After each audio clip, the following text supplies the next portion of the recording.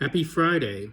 I just wanted to check in and talk about the Instagram messes that have been happening. As some of you know or don't know, on Thursday, discovered that I had another impersonator. I had one earlier, or I should say last year, and then of course I was hacked about 3 weeks ago. Maybe it's about 3 weeks ago now. So I just wanted to share some thoughts on what's happening, why it might be happening, and what we can learn from this, which is always what I'm looking for, whether that's coming from an astrological perspective or something else distinct.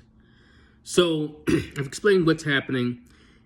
In case you're curious, why is it happening for me now? I mean, this is something I may have been able to anticipate or thought about with the Mercury retrograde. It was retrograde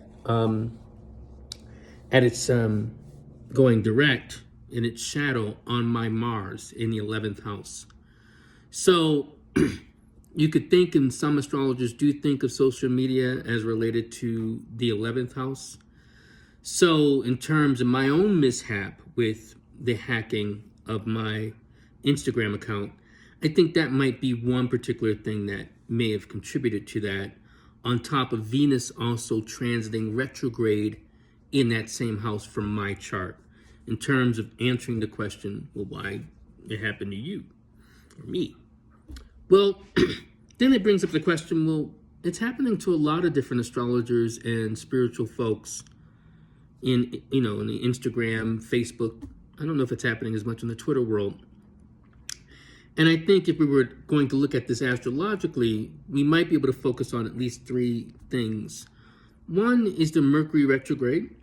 Mercury retrograde is often a time where we can recognize that there's going to be some complication, some renewal, some need for reflection, rewords, and reorganization for anything that's going from point A to B. And that deals with the three comms. That's commerce, that's commuting, and that's communication. So anything that might be related to those three areas, you're going to see or need some kind of reflection, redirection, some rethinking about that particular area of your life. And one of the things that's interesting about the Mercury retrogrades this year, because they do follow a cycle related to element, is that you might look at it as Mercury went from air, dealing with things like Instagram and social media, into an earth sign, dealing with practicality, dealing with money, all these particular situations. And one striking and consistent marker for these hacked accounts and also these fake accounts, they're interested in money. That's always their bottom line. They're not just doing it for shits and giggles. They're not doing it per se because they want to flatter you. It's because they see it as a quick money grab. So I think that might be one astrological correlation for what's happening. I've also heard it said, well, maybe it's Jupiter in Pisces, as Jupiter's moved into Pisces.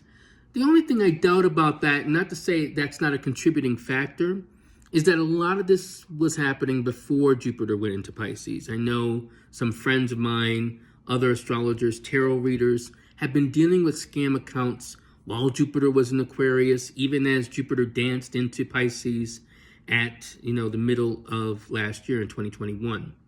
We also could say maybe it was complicated by Venus being retrograde, and that being even more significant as that happens every few years, rather than the Mercury retrograde happening every 3-4 months, at least 3 times a year.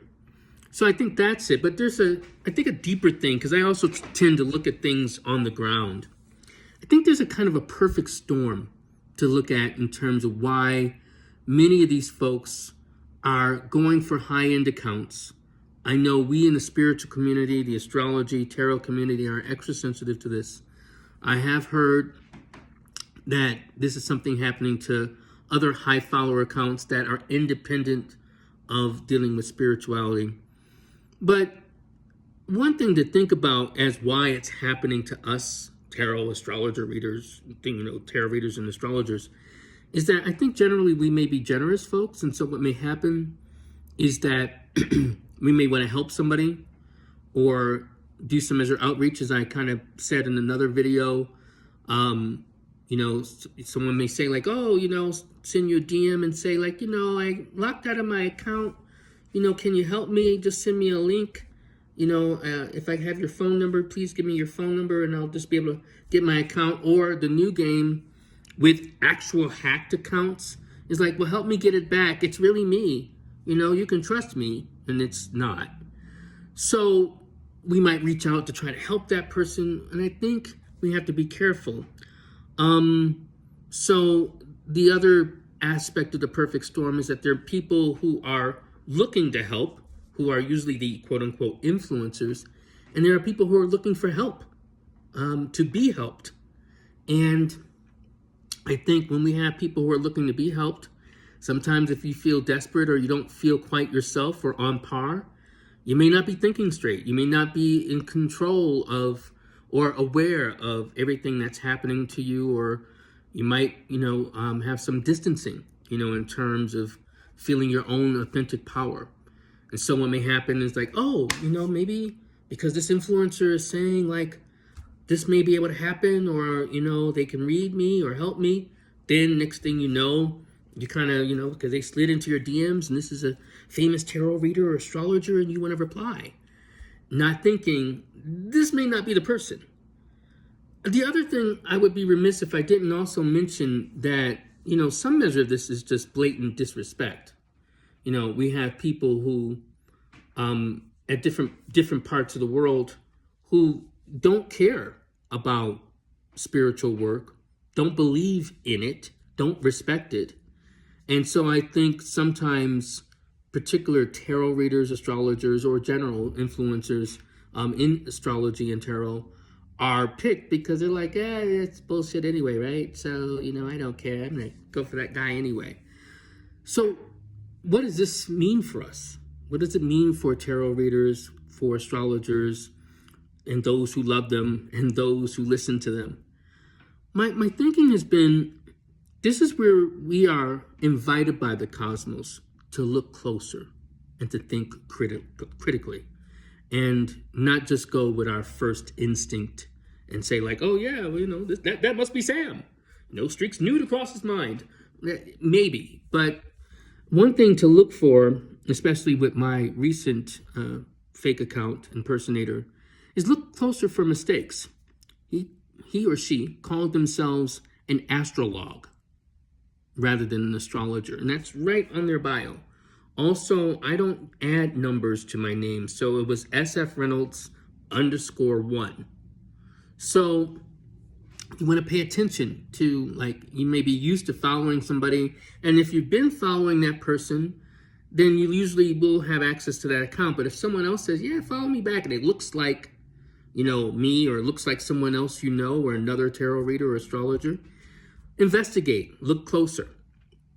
And once you discover that that's not the person, report them. I also would say this is also a general message to do more research on influencers, period. What's their track record? What do you know about them? You know, there's some people who have jumped on the bandwagon of dealing with spirituality, astrologers, and with the popularity of tarot and astrology, pretty much just from even the pandemic.